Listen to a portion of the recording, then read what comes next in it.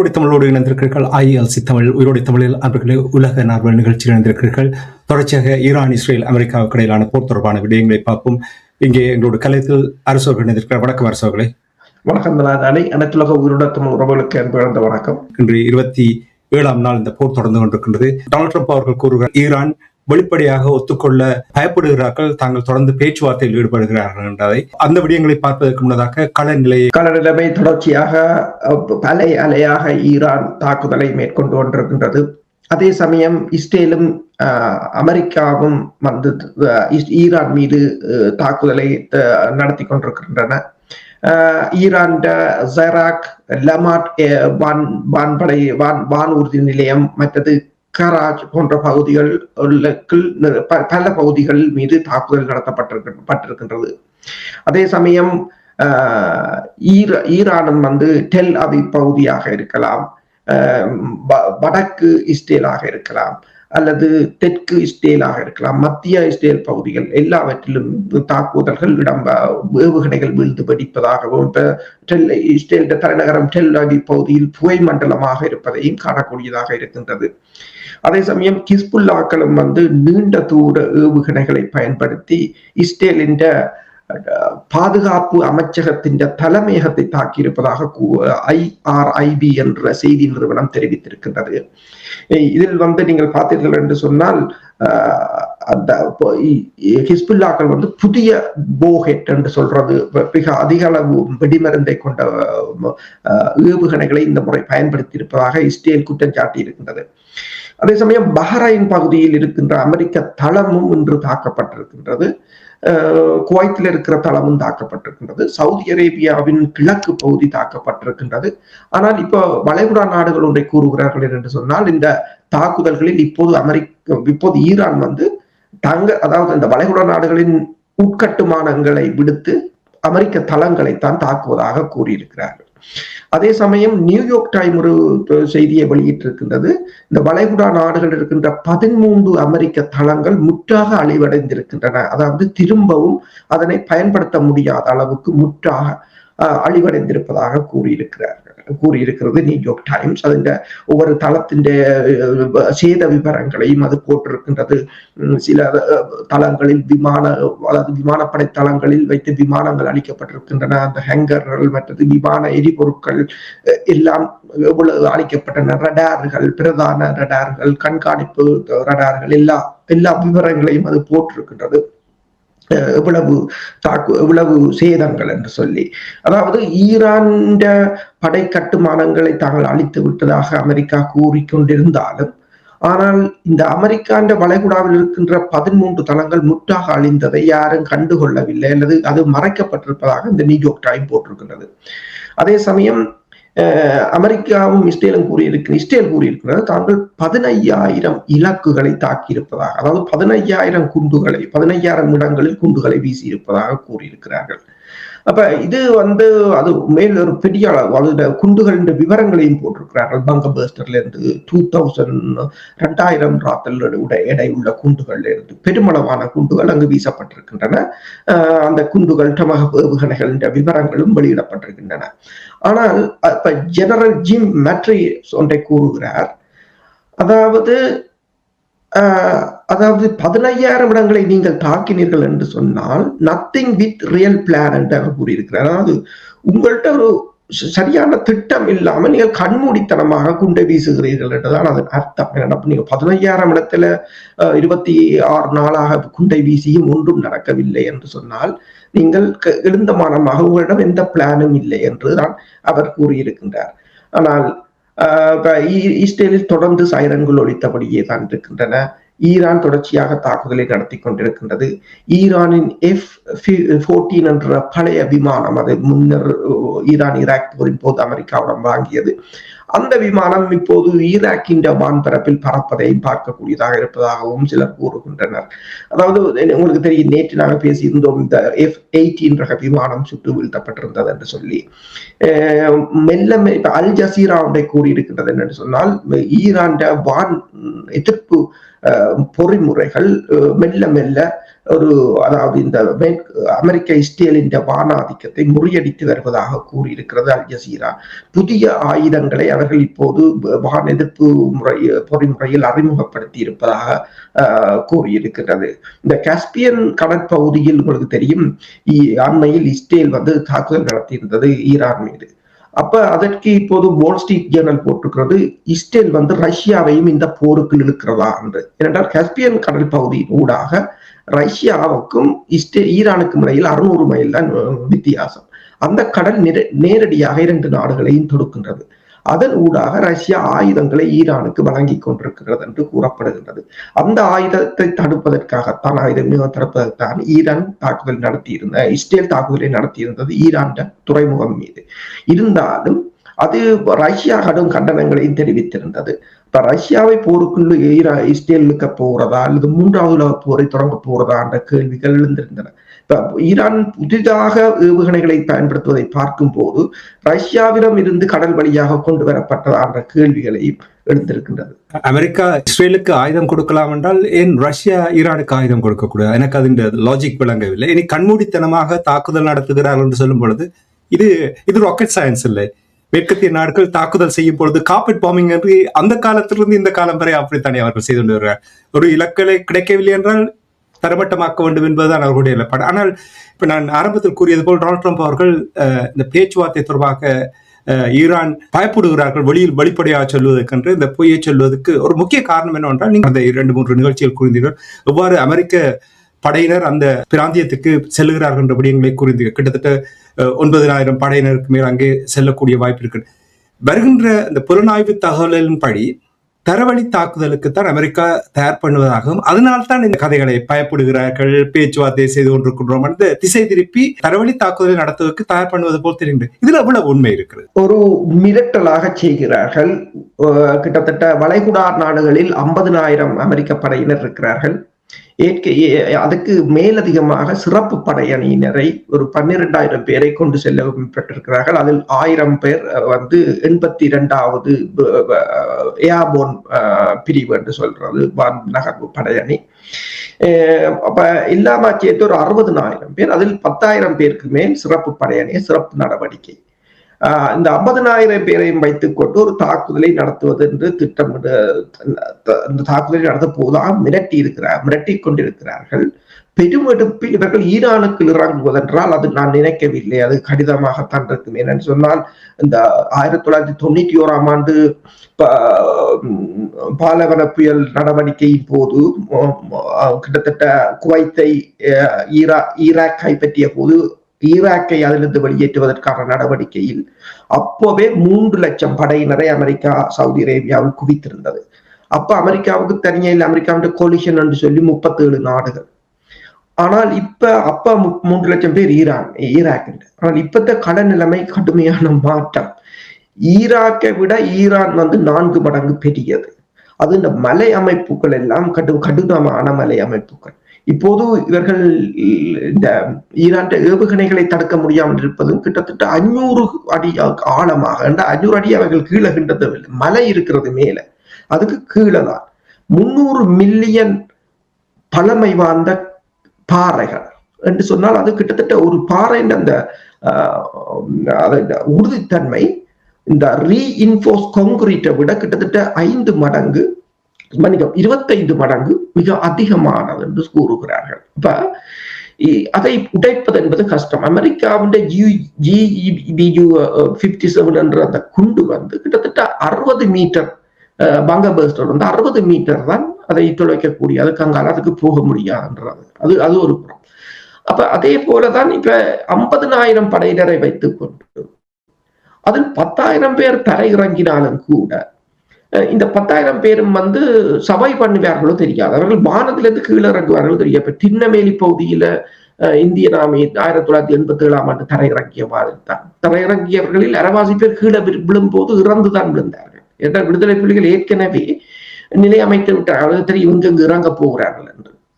அவர்களுக்கு அவர்களுடைய புலனாய்வுத்துறை மிகவும் தரம் வாய்ந்ததாக இருந்தது. அதே போலதான் இப்ப எல்லோரும் சொல்கிறார்கள், சீனா இப்போது ஈரானுக்கு ஒரு எச்சரிக்கையை கொடுத்திருக்கிறது.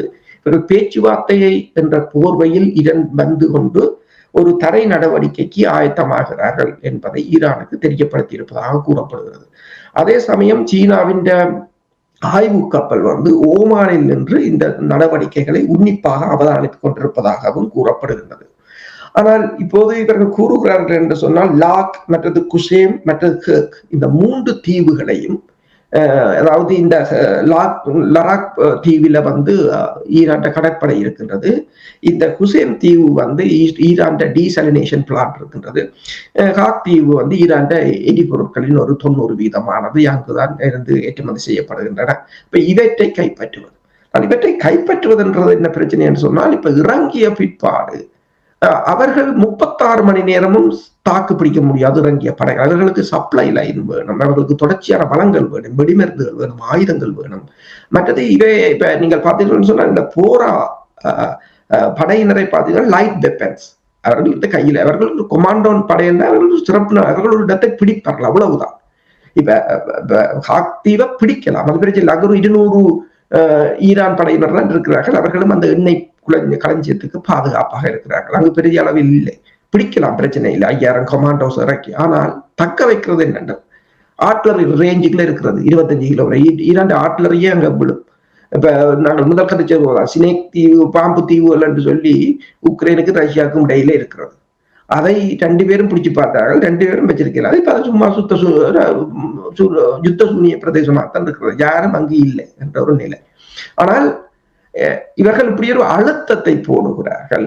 என்னென்று சொன்னால், இப்ப இவர்கள் என்ன கேட்கிறார்கள் என்று சொன்னால், ஈரானை தோல்வியை ஒப்புக்கொள்ளுமாறு கேட்கிறார். அதாவது இந்த அழுத்தத்தை பிரிவைத்துக் கொடுக்கிறார்கள் என்று சொல்லும் பொழுது ஒன்று மட்டும் என்ன ஒரு விடயம் தெரிகின்றது என்னவென்று சொன்னால், எண்ணெயினுடைய உலகம் பூராவும் ஒரு பெரிய ஒரு பாரிய ஒரு, நாங்கள் பயப்படுத்துவதற்காக கூறவில்லை, தெரிந்திருக்க வேண்டும் என்றதற்காகத்தான் இதை கூறுகிறேன். உங்களுக்கு தெரியும், 2வது உலகப் போரை எடுத்திருந்தால் அப்பொழுது இருந்த பாவனையின் எண்ணெய் மிகவும் குறைவாக இருந்தது என்றால், நிறைய வாகனங்கள் இருக்கவில்லை, இந்த பொருளாதார பயன்படுத்தும் எண்ணெய்கள், தேவையில்லாத இயந்திரங்கள், நிறுவனங்கள் அதிகமாக இருக்கவில்லை.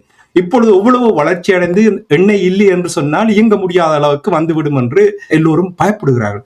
இந்த உலகளாவிய ரீதியில் இந்த எண்ணெயினுடைய இந்த தட்டுப்பாடு வரப்போகின்றது என்று பயப்படுகிறார்கள். நிறுவனங்கள் சவாலுக்கு முகம் கொடுக்க வேண்டி இருக்கின்ற நிலைமையை எவ்வாறு நீங்கள் பார்க்கிறீர்கள், எவ்வாறு கையாளப்படும் என்று எதிர்பார்க்கிறீர்கள்? உண்மைதான். என்னென்று சொன்னால், மிக கடுமையான நெருக்கடியை சந்தித்துக் கொண்டிருக்கிறார்கள். கிட்டத்தட்ட இப்ப இந்தியா போன்ற நாடுகளில், இந்தியாவோ இலங்கையோ பல இடங்களில் கிராமப்புறங்களில் மின்சாரம் இல்லை என்று கூறுகிறார்கள். ஒவ்வொரு நாளும் பெட்ரோல் நிலையங்களில் அல்லது கேஸ் நிலையங்களில் மக்கள் பெரும் எடுப்பில் கூடிக்கொண்டிருக்கிறார்கள். உள்நாட்டு கலவரங்கள் ஏற்படக்கூடிய சந்தர்ப்பங்களும் இருப்பதாக கூறுகிறார்கள். நீங்கள் சொன்னது போலதான், இப்ப நான் அங்கு இருக்கும் போது, அப்போது போர் நடந்தது, அது ஒரு விடயம். இருந்தாலும் எங்களை வீட்டுல விறகுல தான் சமைப்பார்கள் அப்ப வரை. இப்ப நீங்கள் போய் பாத்தீங்கன்னா சொன்னால், அங்க பாத்தீங்கன்னா கேஸ் சிலிண்டர் வைத்திருக்கிறார்கள். மாறிவிட்டது. முந்தைய பல வளவுகள் இருக்கிற விறகுகள் இருக்கலாம், விறகு கூட சேகரிக்கலாம், கொண்டு வரலாம், வைக்கலாம், மாறி காலத்துக்கு செமித்து வைப்போம், அப்படி எல்லாம் இருந்தது. இப்ப அது ஒன்றும் இல்லை, எல்லாம் மாறிவிட்டது. அப்ப கிராமப்புறங்களே அப்படி மாறிவிட்டது என்று சொன்னால், நகரம் கொழும்பு, மற்றது டெல்லி, மும்பாய், சென்னை போன்ற நகரப்புறங்களை சொல்லவே தேவையில்லை. மற்றது அங்க கட்டப்படுகின்ற வீடுகளிலும் இப்போது புகைக்கூடுகளோ எதுகளும் இல்லை, எதுவும் அதெல்லாம் நவீன இந்த சமையல் முறைகள், அதுகளுக்கு ஏற்ற மாதிரிதான் கட்டப்பட்டது. அடுத்ததாக ரெஸ்டாரண்ட் என்று பார்த்தீங்கன்னு சொன்னால், அவர்கள் முழுவதிலும் கேஸிலும் எலக்ட்ரிசிட்டியிலும் தான் தாங்கி இருக்கிறார்கள். எல்லாரும் தொழில்களும் முடக்கப்பட்ட ஒரு நிலையாகத்தான் இருக்கின்றது. இப்ப ஜப்பான் வந்து இன்று அந்த தனது ரிசர்வை எடுத்து விடுகின்றது. இப்ப அமெரிக்காவில் கூட அரிசோனாவில் இன்று ஒரு கேலன் வந்து $6.50 விற்கப்படுவதாக கூறப்படுகிறது. $8 போகும் என்று கூறுகிறார்கள். அதே நேரம் இந்த அடிங்கோ என்ற அபுதாபியின் நிறுவனம் வந்து எண்ணெய் நிறுவனம், மிகப்பெரிய நிறுவனம், அவர்கள் இப்போது கூறியிருக்கிறார்கள், ஈரான் வந்து எக்கனாமிக் டெரரிசத்தை செய்கிறது என்று சொல்லி. இதுக்கெல்லாம் யார் காரணம்? நீங்கள் இப்ப கியூபாவில நீங்கள் செய்யறதுக்கு என்ன காரணம், என்ன பேர் என்று வைக்கலாம்? நீங்கள் அப்பவே இந்த காசாவில இஸ்ரேல் உளவு செய்யும் போது நீங்கள் இவ்வளவு பேரும் ஒரு போர்க்கொடியை பொழிச்சு அப்பயே நிறுத்தியிருந்தீங்கன்னு சொன்னா, இன்றைக்கு இந்த நிலைமைக்கு நீங்கள் வந்திருக்க தேவையில்லை. அப்ப எல்லாரும் பார்த்து கொண்டிருந்தீர்கள், மெல்ல மெல்ல வளர வளர வளர வளர பார்த்து கொண்டிருந்தீர்கள். இப்ப என்ன நிலைமை? இந்த எக்கனாமிஸ்ட் என்ன சொல்லுகிற, எக்கனாமிஸ்ட்ன்ற நாளுடைய என்ன சஞ்சிகை என்ன சொல்லுகிறது என்று சொன்னால், நெத்தனியாவும் ட்ரம்பும் இஸ்ரேலிய பிரதமரும் ட்ரம்பும் இணைந்து ஐரோப்பாவின் பொருளாதாரத்தை முற்றாக அணிக்கப் போகிறார்கள் என்று தலையங்கம் போட்டிருக்கிறது. அது எல்லோருக்கும் தெரிகிறது. ஐரோப்பா என்ன செய்தது? காசாவில் நடக்கும் போது ஐரோப்பா என்ன செய்தது? இதுகளை அனுமதித்தது. நெத்தனியாவு இது பிடிபிராந்து ஐசிசி போட்ட போது கூட ஜெர்மன் அதிபர் அதுக்கு ஆதரவாக அது ஐசிசிக்கு எதிராக வாதாடினார். இன்று நிலைமை என்ன? இன்றைக்கு உங்கள் பொருளாதாரத்தும் சீரழிந்து போய் கிடக்கின்றது. கடைசியா ரஷ்யாவுடன் நிற்கிறீர்கள் அல்லது ஓடுகிறீர்கள். அல்ஜீரியா அது ரஷ்யா என்ற கூட்டாளி. இப்ப ஜெர்மன் பேங்க் ஒன்றை கூறுகிறது, இந்த டச்சு பேங்க் ஒன்றை கூறுகிறது என்னென்று சொன்னால், ஜுவான் பயன்பாடு அதிகரித்துக் கொண்டு வருகிறது என்று. என்னென்று சொன்னால், ஈரான் சொல்லிவிட்டது, ஜுவான்ல நீங்கள் பே பண்ணீங்கன்னா நீங்கள் ஃப்ரீயா போகலாம் என்று சொல்லி. இப்ப ஈரான் சொல்லியிருக்கிற ஸ்பெயினுக்கு கொஞ்ச நாளைக்கு தாங்கள் ஃப்ரீயா விடுறோம் என்று சொல்லி. நேற்று உங்களுக்கு தெரியும், பாகிஸ்தான் கப்பல் பணம் கட்டவில்லை என்று ஈரான் விடவில்லை, திருப்பி அனுப்பிவிட்டது. அதான் ஒன்று சொல்லுகிறார்கள், சுயஸ் கால்வாயில் நடந்த பிரச்சனை பிரித்தானியாவின் சாம்ராஜ்யத்தை முடிவுக்கு கொண்டு வந்தது உத்தியோகபூர்வமாக. அதுக்கு முதலே அது முடிந்தாலும் உத்தியோகபூர்வமாக. ஆனால் இப்ப இந்த காமோஸ் கால்வாயில் இடம்பெறுகின்ற இந்த பிரச்சனை அமெரிக்காவின் சாம்ராஜ்யத்தை முடிவுக்கு கொண்டு வரும் என்று இப்ப கணித்திருக்கிறார்கள். அதாவது சுயஸ் கால்வாய் ஒரு அரசியல் ரீதியாகத்தான் ஒரு முக்கியத்துவம் பெற்றது. ஆனால் இந்த ஹார்முஸ் நீரிணை படைத்துறை ரீதியாக ஒரு கிரேட் பவரை, ஒரு மிடில் பவர் வெற்றி பெற்றதாக வரலாறு பதிய போகிறது என்று கூறுகிறார்கள். இப்ப ட்ரம்பின் அவங்க கேட்கிறார்கள் என்றால், ட்ரம்ப் கூறுகிறார், நீங்கள் போரில் வென்று விட்டீர்கள், நான் ஈரானை தோற்கடித்து விட்டேன், கடற்படை இல்லை, வான்படை இல்லை, விமானப்படை இல்லை, தரைப்படை இல்லை, ஒன்றும் இல்லை, தலைவர்களும் இல்லை, யாருடன் பேசுவதற்கு எங்களுக்கு தெரியவில்லை என்றெல்லாம் கூறுகிறீர்கள். அப்ப நீங்கள் வெற்றி பெற்ற நீங்கள் ஏன் போர் நிறுத்தத்தை கேட்கிறீர்கள் என்று அவங்க கேட்கிறாங்க. நீங்க வெற்றி பெற்ற பிறகு என்னத்துக்கு கிட்ட போர் நிறுத்தத்தை வாரீர்கள்? 2 தடவை 3 தடவை எல்லா நாடுகளிடம் ஏன் ஓடுகிறீர்கள் என்று அவர்கள் கேட்கிறார்கள். அப்ப இப்ப என்ன பிரச்சனை சொன்னால், இதுக்கு இந்த போரை ஆதரித்து இதுவரை காலமும் இந்த ட்ரம்பின் நடவடிக்கைகளையோ இஸ்ரேல் நடவடிக்கைகளையோ ஆதரித்தவர்கள் இன்று அதற்கான விலையை செலுத்திக் கொண்டிருக்கிறார்கள். நல்ல ஒரு விடயத்தை இங்கே கூறிக்க, அதாவது உங்களுக்கு தெரியும், காசாவில் நடந்த பலஸ்தீனியர் மீது தொடர்ந்து நடந்து கொண்டிருக்கின்ற தாக்குதல்களுக்கு அரபு நாடுகள் தான் பொறுப்பா என்று ஒரு கேள்வி எழுகிறது. அதாவது நீங்கள் இப்போ கூறினீர்கள், அரபு நாடுகள் காசாவில் நடந்த தாக்குதலை தடுத்து நிறுத்தி இருந்தால் அப்பொழுதே அமெரிக்காவுக்கு அழுத்தத்தை கொடுத்திருக்கலாம். இப்ப பாருங்கள், அதே போல் ஈரான் மீது நடந்த தாக்குதலுக்கும் இந்த உலகளாவிய ரீதியில் நடைபெறுகின்ற இந்த முழு சவால்களுக்கும் மத்திய கிழக்கு நாடுகள் தான் பொறுப்பா? குறிப்பாக சவுதி அரேபியா, அபுதாபி போன்ற நாடுகள் அவர்கள்தான் இதன் பின்னணியில் இந்த தளத்தை அமைத்துக் கொடுத்தவர்களா? உண்மைதான், அவர்கள்தான் இதற்கான முழு பொறுப்பும். அவர்கள்தான் இந்த இஸ்ரேலுடனான தொடர்புகளை ஏற்படுத்தியதும், மொசாட்டுக்கான இடங்களை வழங்கியதும், அமெரிக்கா ஏதோ தங்களை காப்பாற்றும் என்று நினைத்ததும் அவர்கள்தான். ஆனால் இந்த முதலாவது ஈரான் இஸ்ரேல் போர், அதாவது 2025ஆம் ஆண்டுக்கு பிறகு சவுதி அரேபியாவுக்கு ஓரளவு தெரிந்து விட்டது, யுஏஇக்கும் தங்களை அமெரிக்கா காப்பாற்றாது என்று. எனவேதான் பாகிஸ்தானிடம் ஓடி சென்றார்கள், பாகிஸ்தான் அணு ஆயுத நிழற்குடையின் கீழ் நிற்பதற்காக. துருக்கியும் அவ்வாறுதான் பாகிஸ்தானிடம் ஓடி சென்றது, யுஏஇ இந்தியாவிடம் ஓடி சென்றது பாதுகாப்புக்காக. ஆனால் இவையெல்லாம் காலம் கடந்தவையாகத்தான் இருக்கின்றன என்று சொன்னால், இப்ப பார்த்தீர்கள் என்று சொன்னால், இதாவது பொருளாதார ரீதியாக அவர்கள் கடுமையாக வீழ்ந்து விட்டார்கள். எமிரேட் சொல்லுகிறது தன்னிட்ட இப்போதைக்கு கொஞ்சம் பரவாயில்ல, 15 பில்லியன் காசு இருக்கிறது இந்த எமிரேட் விமானம், நாங்கள் சமாளிக்கலாம். கட்டார் சொல்லுகிறது என்னட்ட $11 பில்லியன் காசு இருக்கின்றது, கொஞ்சம் சமாளிக்கலாம் என்று. சமாளிக்கலாம், சரி, எத்தனை காலத்துக்கு நீங்கள் சமாளிக்க போறீர்கள் என்றதான் இங்க மிகப்பெரிய ஒரு பிரச்சனையாக இருக்கின்றது. என்னென்று சொன்னால், இப்ப நெத்தனியாவு என்ன செய்கிறார், தண்ட விமானம், நெத்தனியாவின் அரச விமானத்தை, அதாவது போயிங் 767-ஐ பிப்ரவரி 28ஆம் தேதியிலிருந்து ஜெர்மனில இருக்கிற பிரான்பர்க் ஏர்போர்ட்ல நிறுத்தி வச்சிருக்காரு அங்கு கொண்டு போய். ஏன்னா இங்க ஈரான் அரசு தலைவற்ற பிள்ளைய அடிச்சா செல்லும், அவங்களை எங்க வச்சாலும் அடிப்பாங்களேன்றதுக்காண்டி இப்ப கொண்டே ஜெர்மன்ல வச்சுக்கிறாங்க. கட்டாயமாயிட்டது நாங்கள் முதல் கதைச்சிட்டு இருந்தோம், இந்த நாடுகளின் விமானங்கள் எல்லாம் எங்க போய் இருக்கிறது என்று சொல்லி. இப்ப 25% ஒயில் மார்க்கெட்ல இருந்து அவுட், 35% ஃபெர்டிலைசர் உரங்கள் மார்க்கெட்ல இருந்து அவுட். இப்ப அரம்கோவின் சிஇஓ, அரம்கோ வந்து சவுதி அரேபியா மிகப்பெரிய ரிஃபைனரி, அவர் ஹஸ்டன் இந்த அமெரிக்காவில ஒரு மாநாட்டுக்கு போக இருந்தவர், அவர் தான் அங்க பிரதான பேச்சாளர். அவர் போகவில்லை, இனி போகவும் தேவையில்லை என்ற ஒரு நிலையாகத்தான் வந்துவிட்டது. அப்ப ஓரளவு அவர்களுக்கு இப்போது விளங்குகிறது தாங்கள் என்ன நிலையில் இருக்கிறோம் என்று. ஜெர்மன் சான்சலர் இப்போது கூறுகிறார், குளோபல் எக்கானமியை வந்து இந்த ஈரான் அமெரிக்க போர் அழிக்கிறது என்று சொல்லி. நீங்கள் அரசியல்வாதிகள் தானே, நீங்கள் அவர் முந்தைய பேங்க்ல இன்வெஸ்ட்மெண்ட் பேங்கரா இருந்தவர், உங்களுக்கு முதலே தெரியாது இதுகள் எல்லாம் இந்த போருக்குள்ள போனால் நீங்கள் பிறகு இடத்துக்கு நீங்கள் அரசியல்வாதிகள் என்றது வரும்போது, இப்ப மற்ற அரசியல்வாதிகளை பாருங்கள், பூட்டினை பாருங்கள், அல்லது ஈரான சின்ன சின்ன நாடுகள் கூட ஒரு கிளவரான ஆட்களாக இருக்கிறார்கள். நீங்கள் வந்து அப்ப நீங்கள் இதை முதலே யோசித்திருக்க வேண்டும், அதற்கான வழிகளை ஏற்படுத்தி இருக்க வேண்டும். அதான் நான் நேற்று பிலிப்பைன்ஸுக்கு சொன்னேன். பிலிப்பைன்ஸ் இன்னைக்கு நடந்து வேலைக்கு போறாரு. அமெரிக்காண்ட பிரதான தளம் இருக்கு. ஏன் அமெரிக்கா உங்களுக்கு எண்ணெயை கொண்டு தரையிலாதா? சீனாவுக்கு எதிராக பிலிப்பைன்ஸ் அமெரிக்கா வளர்த்து விட்டது. சீனாவை தாக்குறதுக்கு பிரம்மோஸ் ஏவுகணை இந்தியாட்ட வாங்குற என்ன பிரயோஜனம்? இப்ப ஏவுகணையை வச்சுட்டு நீங்க நடந்து போறீங்க, இதுதான் இந்த பிரச்சனை. திட்டமிடவில்லை என்பதுதான் இதனுடைய விளைவு. அல்லது இன்னொருவரிடம் தங்கி இருந்திருக்கிறார்கள், அமெரிக்கா அமெரிக்கா அமெரிக்கா இஸ்ரேல் என்று தங்கி இருந்திருக்கிறார்கள். இஸ்ரேல் என்று சொல்லும் பொழுது இஸ்ரேலுடைய இழப்பு ஒன்றுமே நிரந்தரம் இல்லை என்று சொல்வார்கள். இந்த போருக்கு முன்னர் நீங்கள் பார்த்தீர்கள் என்றால் இஸ்ரேல் தங்களை தவிர வேறு யாருமே இல்லை என்று இருந்தார்கள், தங்களை அழிக்க முடியாது என்ற ஒரு இருமாப்போடு இருந்தார்கள்.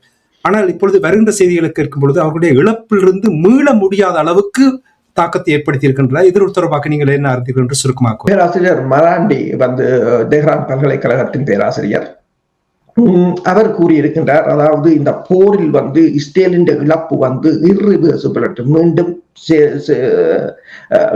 மீண்டும் திரும்ப முடியாத ஒரு இழப்பு. முன்பு 10 நிமிடங்களுக்கு முதல் இந்த சைரன் ஒலிக்குமா ஈரான் ஏவுகணை வருவதற்கு, ஆனால் இப்போது 5 செகண்ட்கள் தானாம் அவர்களுக்கு அவகாசம். 5 செகண்ட்களுக்கு நீங்கள் ஓட முடியாது. இப்ப பாருங்கள், காயமடைபவர்களும் கூட இறப்பவர்களை அவர்கள் கூறுவதில்லை. கிட்டத்தட்ட 5000 பேர் காயமடைந்திருக்கிறார்கள் இஸ்ரேலில். பெருமளவான வீடுகள் அழிக்கப்பட்டிருக்கின்றன. இப்போ பென் கொரியர் விமான நிலையம் இடக்கிடதான் இயங்குகிறது. ஏவுகணை இல்லாத டைம் அங்கிருந்து விமானம் போகிறது. அங்கு போன ஒரு இஸ்ரேலியர் பதிவிட்டிருக்கிறார் சமூக வலைத்தளத்தில், தான் போய் பார்த்ததும் திகைத்து விட்டேன். பழமைவாத இஸ்ரேலிய யூதர்கள் வந்து வரிசையில் நிற்கிறார்கள் நாட்டை விட்டு ஓடுவதற்கு. நீங்கள்லாம் பழமைவாத, நீங்கள்லாம் இதை தூண்டியவர்கள். இப்ப இலங்கையிலும் அப்படித்தான். இப்ப இலங்கையில ஒரு சண்டை வந்தா 6 முதல் 1 அந்த பழமைவாத தேசிய இனவாதிகள் தான் ஓடுவார்கள். அதே போல ஒரு நிலைமையாகத்தான் இருக்கின்றது. ஓடுவதற்கு நிற்கிறார்கள் என்று கூறியிருக்கிறார்கள். அவர் இன்னொன்றையும் கூறியிருக்கிறார், ட்ரம்ப் வந்து இப்போது என்ன செய்கிறார் என்றால் இந்த போரிலிருந்து வெளியேறுவதற்கான வழியை பார்க்கிறார், தேடி பார்க்கிறார். இது எந்த இதுக்களால தப்பி ஓடலாம் என்றதை ட்ரம்ப் பார்க்கிறார். ஈரான் இந்த போரை கண்ட்ரோல் பண்ணுகிறது, ஈரானால் இந்த போரை சமாளிக்க முடியும் என்று கூறுகிறார். அதே போல முஸ்தபா வந்து, அதாவது புதிய ஆன்மீக தலைவர், கிட்டத்தட்ட 20 வருடங்கள் ஆசிரியராக இருந்தவர். அவர் ஒரு ஸ்காலர். அது மட்டுமல்லாத அவற்றை வாழ்க்கை முறையும் எளிமையானது. வாடகை வீட்டில் கூட அவர் இருந்திருக்கிறார் என்று கூட கூறியிருக்கின்றார். அதாவது இன்னொன்றையும் கூறியிருக்கின்றார், 2 தடவைகள் நேரடியாக அமெரிக்கா கேட்டதை அவர் உறுதிப்படுத்தியிருக்கிறார். போர் நிறுத்தத்துக்கு வாருங்கள், பேச்சுக்கு வாருங்கள் என்று 2 தடவைகளும் தாங்கள் நிராகரித்து விட்டோம். அதற்கு பிறகுதான் இப்போது பாகிஸ்தான், துருக்கி, ஓமான் போன்ற நாடுகளுக்கெல்லாம் வருகிறார்கள். இப்போது பாகிஸ்தானுக்கு ஜேடி வேன்ஸ் வந்து உயர்மட்ட குழுவுடன் போக இருப்பதாக கூறப்படுகிறது. அதே நேரம் மார்க்கோ ரூபியோ வந்து ஜெர்மனுக்கு, பிரான்சுக்கு வருவதாக கூறப்படுகின்றது இந்த வெள்ளிக்கிழமை. அதாவது அவர் இன்னொன்றையும் கேட்கிறார், நீங்கள் போரில் வெற்றி பெற்றவர்கள் ஏன் போர் நிறுத்தத்துக்கு வாரீங்கள்? நீங்க எல்லாரும் வெற்றி பெற்றுட்டீர்கள், ஏன் எங்கள்கிட்ட போர் நிறுத்தத்துக்கு வாரீர்கள் என்ற கேள்வியையும் அவர்கள் கேட்கிறார். இன்னொன்றையும் அவர் என்ன சொல்கிறார் என்றால், இந்த போர் ஆரம்பித்த போது அவர்களின் இலட்சியம் என்னவாக இருந்தது? Regime change. அணு ஆயுதத்தை அகற்றுதல், ஈரான் ஏவுகணையை ஒழித்தல், ஈரான் தலைவர்களை கொல்லுதல், புதிய அரசு உருவாக்குதல். இப்ப அவர்களுடைய கோல் என்னவா இருக்கிறது? ஹோர்முஸை துறக்கிறது, போரை நிறுத்த. ஹோர்முஸ் திறந்துதான் கிடந்தது. அதை அதுதான் இப்ப கோல். அதாவது போரின் இலட்சியமே மாறிவிட்டது. முந்தைய நீங்கள் முதல் கொண்டு வந்த இலட்சியத்துக்கும் இப்ப நிக்கிற இலட்சியத்துக்குமே வித்தியாசமா இருக்கு. ஹோர்முஸ் திறக்கிறது, அடுத்தது ஃப்ரீயா திறக்கணும் வேண்டாம். அதுல ஈரான் இனி காசை வாங்கி போட்டுதென்றால் அது வந்து ஈரான் எக்கானமி, அந்த அதுல ஒரு ஈரான் சூப்பர் பவர்ன்றது தான் உண்மை. போர் தொடர்பான என்ன திட்டத்தோடு வந்தார்கள் என்று சொல்லும் பொழுது, போர் ஆரம்பித்த உடனே சொன்னார்கள், ஆயுதங்களை கீழே போட்டு எந்த ஒரு நிபந்தனையும் இல்லாமல் சரணடையுங்கள், இல்லை என்றால் நீங்கள் எல்லோரும் முடிந்துடுவீர்கள் என்று சொன்னார்கள். இப்பொழுது பேச்சுவார்த்தைக்கு கேட்டுக்கொண்டிருக்கிறார்கள் என்று நீங்க கூறும்பொழுது, சுருக்கமாக அமெரிக்காவும் கூட நிறைய அழுத்தங்கள் டொனால்ட் ட்ரம்ப் அவர்களுக்கு வந்து கொண்டிருக்கின்றது. அங்கே சமீபத்தில் கூட இடைக்கால தேர்தல் ஒரு சின்ன பகுதியில் நடந்த பொழுது கூட பாரிய தோல்வியை கண்டிருக்கின்ற விடயங்களை பார்த்திருக்கின்றோம். இந்த விடயங்கள் பேசும் பொழுது அங்கே ஜாக் சுலிவன் என்பவர் அவர் கூட ஒரு கருத்துக்களை இங்கே முன்வைத்திருப்பது போல் தெரிகின்றது. அது தொடர்பாக என்ன அறிந்தீர்கள்? அவர் அமெரிக்காவின் தேசிய பாதுகாப்பு சபையின் ஆலோசகராக இருந்தவர் ஜாக் சுலிவன். அவர் கூறியிருக்கின்றார், இந்த அமைதி பேச்சுவார்த்தைகளில் ஒரு சாத்தியமான ராஜதந்திர முன்னேற்றம் ஏற்பட்டிருக்கின்ற போதிலும் அதை ட்ரம்பின் நிர்வாகம் ஈரானுக்கு எதிரான ஒரு ஆக்கிரமிப்பாக நடத்த திட்டமிட்டிருந்ததை தவிர அங்கு பேசப்பட்டது, ஈரான் கொடுக்கப்பட்டதை எல்லாம் இவர்கள் புறந்தள்ளி இருந்தார்கள் என்று சொல்லியும், நாங்கள் ஈரான் மீது குண்டு வீச்சை தொடங்குவதற்கு சில நாட்களுக்கு முன்பு அணுசக்தி பிரச்சனையை தீர்ப்பதில் பெரும் பங்கு வகிக்கும் ஒரு திட்டத்தை ஈரானியர்கள் ஜெனீவாவில் முன்வைத்திருந்தார்கள் என்று சொல்லி அவர் அந்த ஒரு தொலைக்காட்சி நிகழ்ச்சியில் கூறியிருக்கின்றார். அதாவது அவருடைய கருத்துப்படி என்னன்னா, ஈரானிய திட்டம் வந்து நீண்டகால பிரச்சனையை தீர்க்கக்கூடிய வகையில் அமைதியான அணுசக்தி திட்டத்தின் முக்கிய அம்சங்களை கொண்டிருந்தது என்றும், இருப்பினும் அமெரிக்கா வந்து இறுதியில் போரை தேர்ந்தெடுத்து தனக்கு கிடைத்த ராஜதந்திர வாய்ப்பை புறந்தள்ளி இருந்தது என்றும் கூறியிருக்கின்றார். அதாவது தண்ட புரிதலின்படி அவர் கூறியிருக்கின்றார், எங்கள் தரப்பில் எங்கள் பேச்சுவார்த்தையாளர்களிடமும் அவர்களுக்கு என்ன வழங்கப்பட்டது என்பது புரியவில்லை. அவர்கள் அதை புறக்கணித்து விட்டு ஈரானுக்கு எதிரான ஆக்கிரமிப்பை நடத்த முற்பட்டார்கள். போனவர்கள் யார்? ரியல் எஸ்டேட் ஓனர்கள், பங்குச்சந்தையில் மனிப்புலேட் பண்ணுகிறவர்கள், வியாபாரிகள். இவர்கள் ஒரு பேச்சுவார்த்தைக்கு அவர்கள் பேச்சுவார்த்தைக்கு போனதே தாக்குதலுக்காக. நீங்கள் பார்க்கலாம், நான் முதலே கூறினேன், ஸ்டீவ் விட்கோஃப் ஜெனீவா பேச்சுவார்த்தை முடிந்தவுடன் வந்து அப்ரஹாம் லிங்கன்ல ஏறி அந்த மிலிட்டரி கிட்டையும் போட்டுக்கொண்டு அங்க படம் எடுத்து போட்டோ ஷூட் நடத்தி கொண்டிருக்கிறார். இன்றைக்கு லிங்கன் எங்க நிக்கின்ற யாருக்கும் தெரியுது. இன்றைக்கு அதே ஸ்டீவ் விட்கோஃப் 2 தடவை ஈரான தொடர்பு கொண்டிருக்கிறார், பேச்சுவார்த்தைக்கு வாரீங்க. இனி அவங்க சொல்லிட்டாரு, ஏடி டான்ஸ் வேணுமெண்டா வரலாம், இவ 2 பேரும் வேண்டாம் அவங்க சொல்லிட்டாங்க. அவர்கள் சொல்லவில்லை, அங்க இருக்கிற ஊடகங்கள் சொல்லுகிறது ஈரான் போகாது, இவர்கள் இருவரும். அப்ப அவர்கள் அதை தீர்த்து, அவர்களுடைய திட்டமே தாக்குதல் தான், பேச்சுவார்த்தை சும்மா கூப்பிட்டு கொண்டு போனது. அப்ப எனவே செல்வியன் கூறுகிறார், பார்க்கவே இல்லை அவங்க, அது ஒரு நல்ல ஒரு திட்டம் என்று அவர் கூறுகிறார். ஒபாமா 2015ஆம் ஆண்டு கொண்டு வந்த திட்டம் 16ஆம் ஆண்டு நடைமுறைப்படுத்தப்பட்ட திட்டத்தை விடவே சிறந்த திட்டம். அப்போது ஈரான் எல்லாத்துக்கும் சம்மதித்திருந்தது, சில தடைகளை அகற்றியிருந்தார் ஒபாமா. அதுக்கு பிறகு எல்லாம் சுமூகமாகத்தான் இருந்தது. இப்ப கேட்கிறார்கள், ஐநா சபை இந்த ஆயுத கண்காணிப்பு பிரிவு அங்க போய் பார்க்க வேண்டும் என்று, அனுமதிக்க வேண்டும் என்று செல்வியன் கேட்கிறார். அது முந்தி நடந்ததுதானே, முந்தி அவங்க போய்கொண்டு இருந்தவங்க. அப்ப அதை வேண்டாம் என்று கிழிச்செறிஞ்சது நீங்கள்லாம்.